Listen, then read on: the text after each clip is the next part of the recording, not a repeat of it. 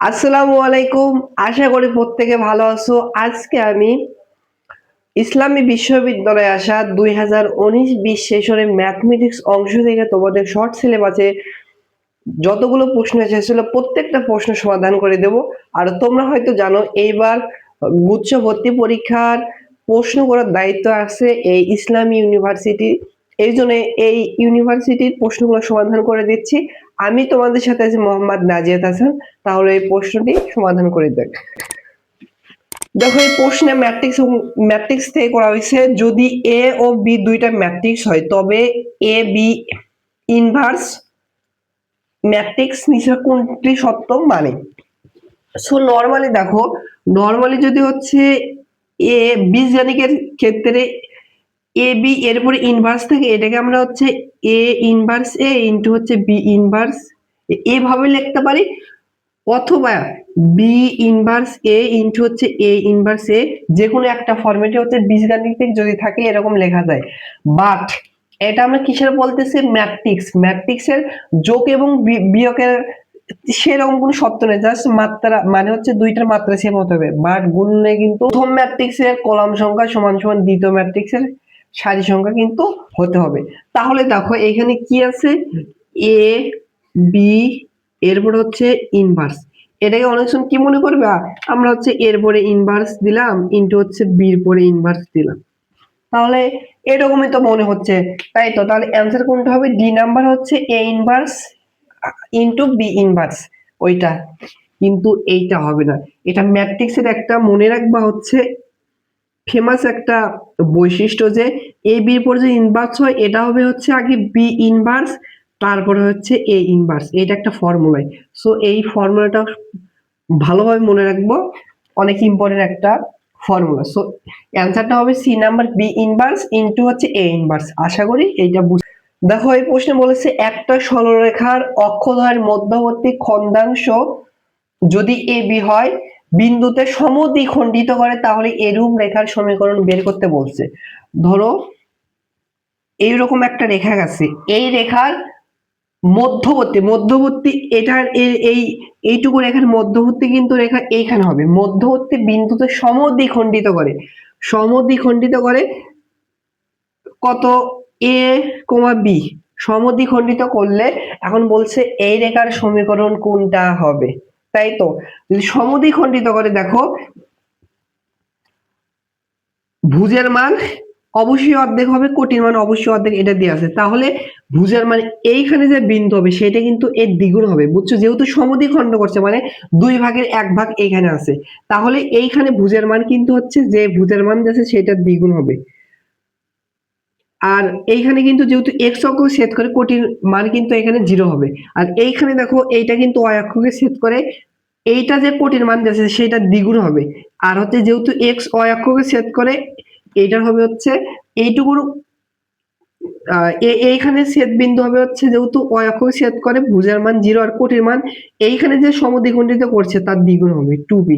তাহলে আমরা ওই রেখার হচ্ছে এই কনসেপ্ট থেকে আমরা হচ্ছে কি বের করতে পারলাম, দুইটা হচ্ছে খন্ডিত অংশের মানে অক্ষ দুটিকে কত কত বিন্দু ছেদ করে এটা বের করতে পারলাম। এইবার দুইটা বিন্দুর যদি আমরা ছেদ বিন্দু দিয়ে থাকে সেইটার সমীকরণ বের করার নিয়ম হচ্ছে এক্স মাইনাস হচ্ছে এক্স ওয়ান ডিভাইডেড হচ্ছে y minus y one equal হচ্ছে এক্স ওয়ান মাইনাস হচ্ছে এক্স টু ডিভাইডেড হচ্ছে ওয়াই ওয়ান মাইনাস হচ্ছে ওয়াই টু। এটাকে প্রথম বিন্দুর স্থানাঙ্ক, এটাকে যদি দ্বিতীয় বিন্দুর স্থানাঙ্ক ধরি, তাহলে ফর্মুলা হতে হবে হচ্ছে এক্স মাইনাস এক্স ওয়ান, আচ্ছা এটাকে প্রথম বিন্দু ধরলাম, তাহলে হবে 2a ডিভাইডেড হচ্ছে y minus y one 0 equal হবে হচ্ছে এক্স ওয়ান হচ্ছে 2a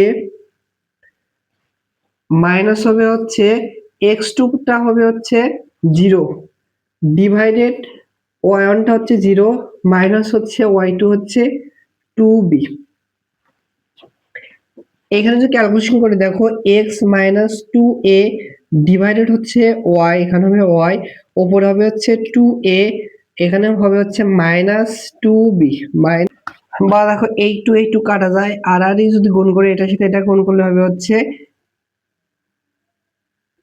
bx ইন্টু হবে -2ab আর ইকুয়াল এখানে দেখো হবে হচ্ছে a ইন্টু ওয়াই। বা চলো এটাকে এ পাশে যদি নিয়ে আসি তাহলে হবে হচ্ছে একটু সাথে লিখলাম এক্স বি প্লাস হচ্ছে এ ওয়াই ইকুয়াল হচ্ছে 2ab। দেখো এরকম কিন্তু ফরম্যাটে নাই, সেহেতু কি করব, এরকম ফরম্যাটে নাই। দেখো এক্স এর সাথে হচ্ছে উপরে দেখো এক্স ডিভাইডেড সামথিং আছে, আর ডান পাশে প্রত্যেকটা সমীকরণের 1 আছে। তাহলে কি করব, 1 বানানোর জন্য ডান পাশে যেটা আছে সেটা দ্বারা উভয় পক্ষে ভাগ করব। 2ab এখানেও ভাগ হবে হচ্ছে 2ab, এই পাশে হবে 2ab। এবার একটু আমি উপরে হচ্ছে নিচে একটু উপরে লিখি, দেখো তাহলে কি হয় এখানে।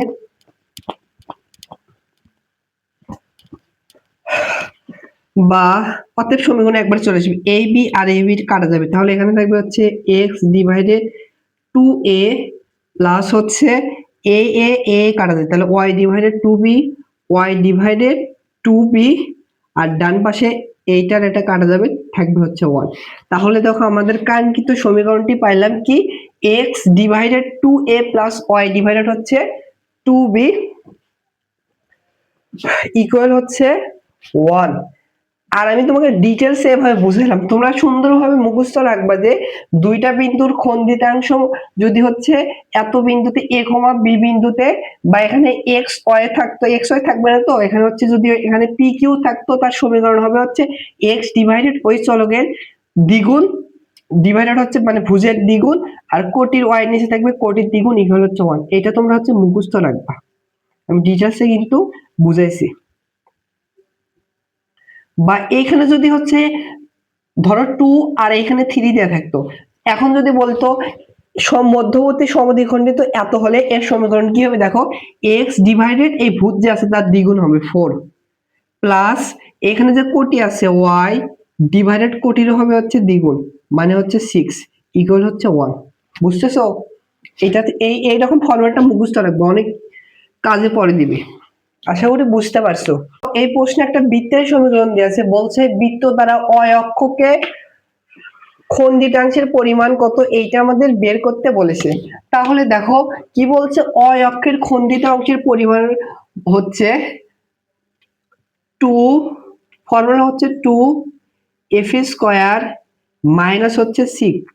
এটা হচ্ছে অয় অক্ষকে খন্ডিতাংশের পরিমাণ, আর যদি x অক্ষকে বলতে তাহলে 2 ইনটু রুট ওভার জি স্কয়ার মাইনাস সি। তো আমাদের এই প্রশ্নের সমাধানের ক্ষেত্রে আমরা f এবং c এর মান বের করতে হবে। সো দেখো f কিভাবে পাবো,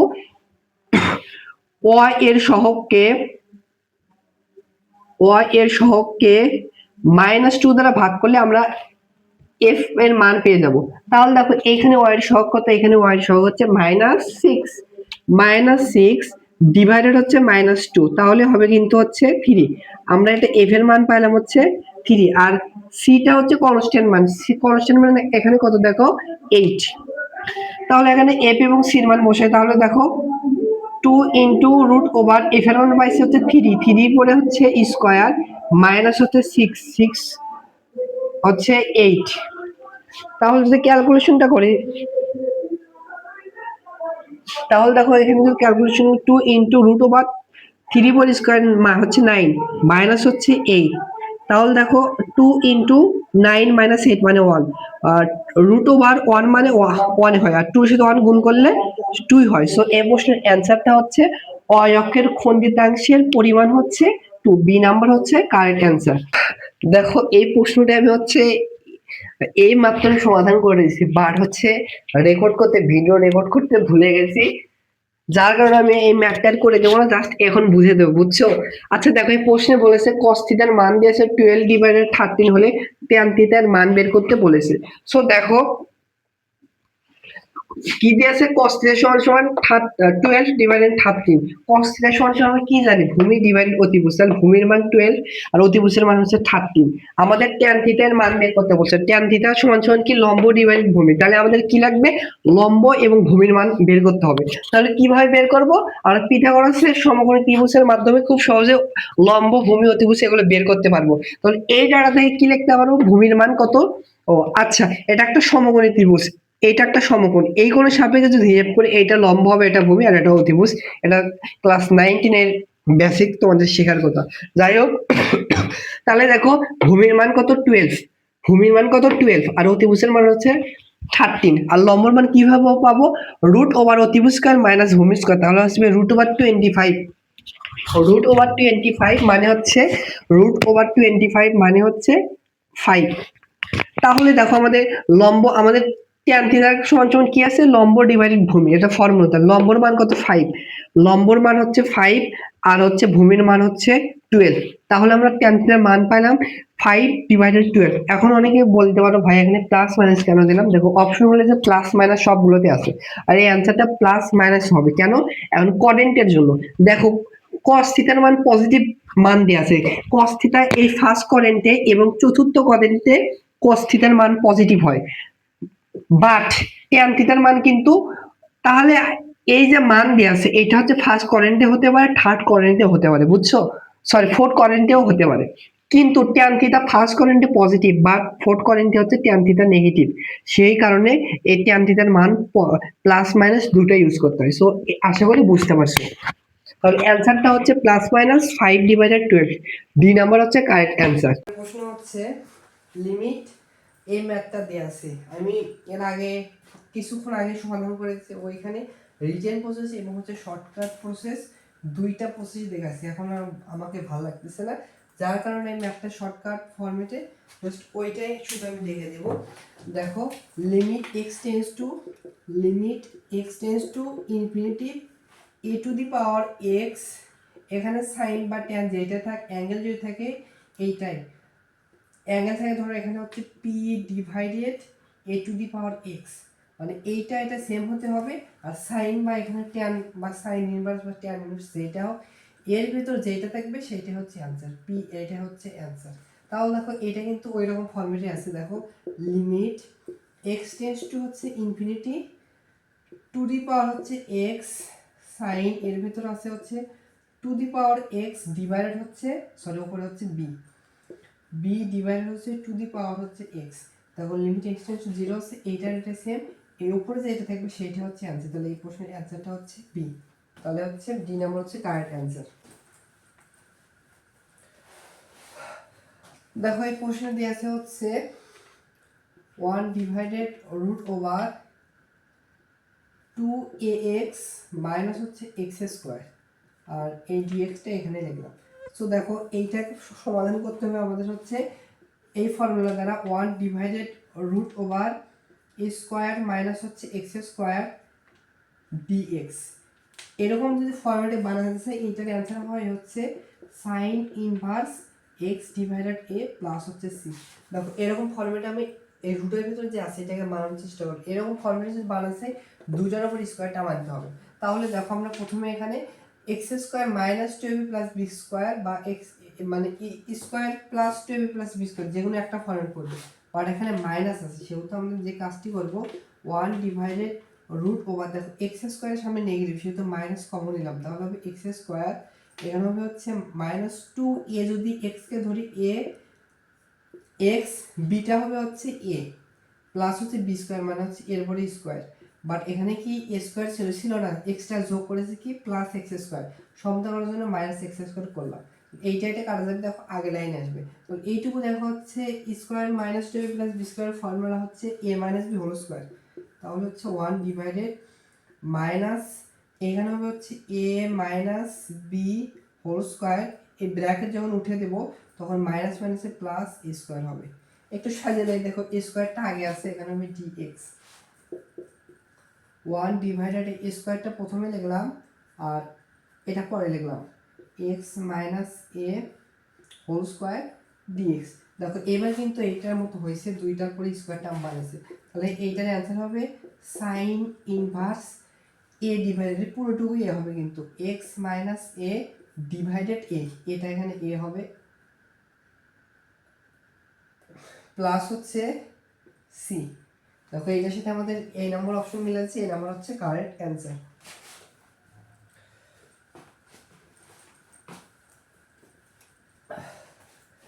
দেখো এই প্রশ্নে এইটার মান বের করতে বলেছিল, যেটা দিয়েছে এটা লিখবে 1 প্লাস ওমেগা মাইনাস হচ্ছে ওমেগা স্কোয়ার ইন্টু হচ্ছে 1 মাইনাস ওমেগা প্লাস হচ্ছে ওমেগা স্কোয়ার এর মান কত।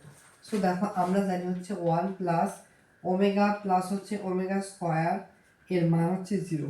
দেখো এইখানে 1 প্লাস ওমেগার একটা মান বের করতে পারবো, বা অর্থাৎ 1 প্লাস ওমেগা এর মান হবে হচ্ছে ওমেগা স্কোয়ার, এর পাশে বাড়ালে মাইনাস ওমেগা স্কোয়ার, এর মান কত মাইনাস ওমেগা স্কোয়ার। এখানে কিন্তু মাইনাস ওমেগা স্কোয়ার আসছে। এবার দেখো 1 মাইনাস ওমেগার মান কিন্তু এখান থেকে বের করতে পারবো না, বাট 1 প্লাস ওমেগা স্কোয়ারের মান কিন্তু বের করতে পারবো। অর্থাৎ 1 প্লাস ওমেগা স্কোয়ারের মান হবে, ওমেগাকে এই পাশে পাঠালে মাইনাস ওমেগা হবে। 1 প্লাস ওমেগার মান হচ্ছে 1 প্লাস ওমেগার মান হচ্ছে মাইনাস ওমেগা, এখানে কিন্তু মাইনাস ওমেগা আছে, minus omega square minus omega square, তাহলে মাইনাস 2 ওমেগা স্কোয়ার, এর সাথে কিন্তু গুণ আছে মাইনাস ওমেগা মাইনাস 2 ওমেগা, তাহলে মাইনাস 2 তাহলে হচ্ছে প্লাস 4, আর ওমেগার সাথে ওমেগা স্কোয়ার সাথে ওমেগা গুণ করলে ওমেগা কিউব, আর এই ওমেগা কিউবের মান হচ্ছে 1 এর সাথে 4 গুণ করলে 4 হবে। তাহলে এই প্রশ্নের অ্যান্সার হচ্ছে 4, বি নাম্বার কারেক্ট অ্যান্সার। তো দেখো এখানে একটা দ্বিঘাতী সমীকরণ দেওয়া আছে, বলছে এই সমীকরণের দুইটি মূলই -3 হলে আর এর মান কত। সো এই ম্যাথ দুই ভাবে সমাধান করা দেওয়া যায়। এর পূর্বে কিছুক্ষণ আগে আমি দুই ভাবে সমাধান করে দিয়েছি, কিন্তু দুঃখের বিষয় যে সেখানে আমার ভয়েস হচ্ছে রেকর্ড হয়নি, মাইক্রোফোনের চার্জ ছিল না।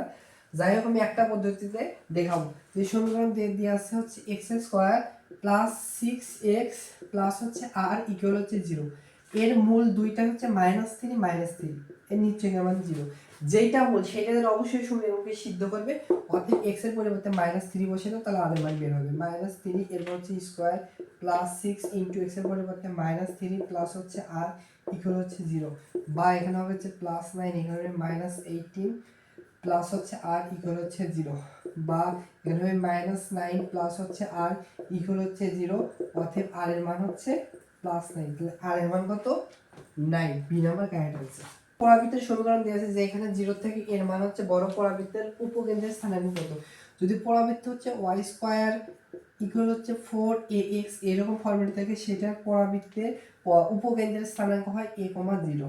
আর যদি পরাবৃত্ত যদি x স্কয়ার ইকুয়াল হচ্ছে 4ay এরকম ফরম্যাটে থাকে, সেটার উপবৃত্তের হচ্ছে উপকেন্দ্র হচ্ছে 0, a। দেখো তো এটা হচ্ছে এইটার সাথে মিলে যাচ্ছে, তাহলে উপকেন্দ্র হবে 0, a, দুই নাম্বার কারেক্ট आंसर। দেখো তো দেখো উপবৃত্তের সমীকরণ দেওয়া আছে যে এখানে a হচ্ছে ছোট, b হচ্ছে বড়, উপকেন্দ্রের ক্ষুদ্র অক্ষের দৈর্ঘ্য বের করতে বলছে। x square divided a square plus হচ্ছে y স্কয়ার ডিভাইডেড হচ্ছে b স্কয়ার ইকুয়াল হচ্ছে 1, যে এখানে a হচ্ছে ছোট, b হচ্ছে বড়। a যেটা ছোট সেটা ক্ষুদ্র অক্ষ, b হচ্ছে বড় সেটা বৃহৎ অক্ষ। এইটা ছোট আর এটা বড়, তাহলে ক্ষুদ্র অক্ষ হবে হচ্ছে 2a আর বৃহৎ অক্ষ হবে হচ্ছে 2b। যেহেতু ক্ষুদ্র অক্ষ বের করতে বলছে, তাহলে এর নাম হচ্ছে কারেক্ট आंसर। আমরা ডিরেক্টলি cosec থেকে cosec থিটা সমান cosec আলফা থাকলে সেখান থেকে ডিরেক্টলি আমরা থিটার সাধারণ ফরম্যাট কোনটা এটা বের করতে পারবো না। আমরা sin cos tan এগুলোর কিন্তু খুব সহজে বের করতে পারি। cos এর সাথে কিন্তু হচ্ছে sin এর সুন্দর একটা ফর্মুলা আছে, বিপরীত সম্পর্ক আছে। তাহলে cosec থিটা সমান লিখতে পারবো 1 ডিভাইডেড sin থিটা ইকুয়াল হচ্ছে cos এর আলফা সমান লিখতে পারবো 1 ডিভাইডেড sin আলফা। উভয় পক্ষ থেকে 1 আর উঠে দেওয়া আর গুণ করো, তাহলে হবে হচ্ছে sin থিটা সমান হবে হচ্ছে sin আলফা। আর sin থিটা সমান sin আলফা হলে থিটার মানটা হয় হচ্ছে n pi plus minus 1 to the power n into হচ্ছে এখানে আলফা আছে, আলফা হবে। তো এইটার সাথে মিলে যাচ্ছে হচ্ছে এই নাম্বার হচ্ছে কারেক্ট आंसर।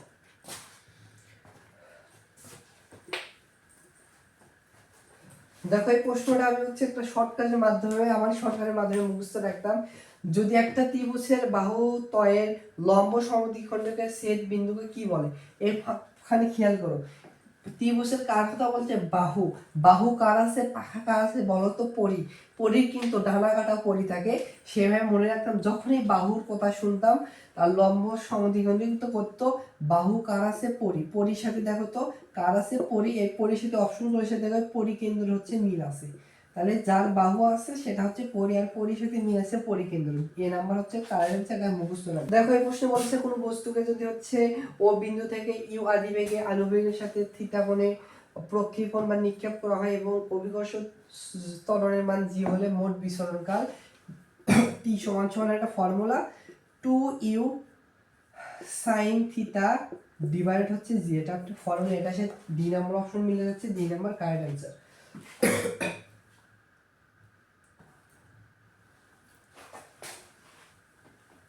দেখো এখানে একটা ত্রিঘাতী সমীকরণ দেওয়া আছে, মূল যদি আলফা বিটা গামা হলে আলফা বিটা গামার মান কত, মানে মূল তিনটার গুণফল কত। সো মূল তিনটার গুণফল ফর্মুলা হচ্ছে মাইনাস ডি ডিভাইডেড এ, মাইনাস ডিটা হচ্ছে কনস্ট্যান্ট, মানে এখানে কত প্লাস 27 ডিভাইডেড এটা হচ্ছে এক্সেস কিউবের সহগ করতে 3, তাহলে হচ্ছে 3 দ্বারা ভাগ করলে -9। সো এই প্রশ্নের অ্যান্সার হচ্ছে -9, ডি নাম্বার হচ্ছে কারেক্ট অ্যান্সার। সো হুদাই আবার হচ্ছে করে দেওয়া হলো, যাই হোক। সো এই ছিল হচ্ছে তোমাদের হচ্ছে 19-20 সেশনে ইসলামী বিশ্ববিদ্যালয় থেকে আসা ম্যাথ ফিজিক্স অংশ থেকে 15টির মতো শর্ট সিলেবাস থেকে এসেছিল, আর 5টি প্রশ্ন হচ্ছে শর্ট সিলেবাসের বাইরে থেকে এসেছিল, ওগুলো করে দেয়নি। আর তোমাদের হচ্ছে এক্সট্রা সিলেবাসের থেকে যেগুলো আসে, মানে ফুল সিলেবাস থেকে এই 2-1টা তোমাদের ক্ষেত্রে বাইরে থেকে দিতে পারে, বাট ওইটার জন্য যে সবগুলো ফুল সিলেবাস থেকে পড়া লাগবে, ওটা কিন্তু তোমার জন্য সময় নষ্ট হবে, তোমার বুঝতে অসুবিধা হবে, তাই তোমরা হচ্ছে স্কিপ করার চেষ্টা করবা। সো আমার তরফ থেকে যতটুকু পারছি আমি বোঝানোর চেষ্টা করেছি, যদি বোঝানোর ক্ষেত্রে ভুল হয় ক্ষমার দৃষ্টিতে দেখবে, কারণ আমিও তোমাদের মধ্যে একটা স্টুডেন্ট। তো সবাই ভালো থেকো, সুস্থ থেকো, দেখা হচ্ছে পরবর্তী কোনো ক্লাসে। আল্লাহ হাফেজ।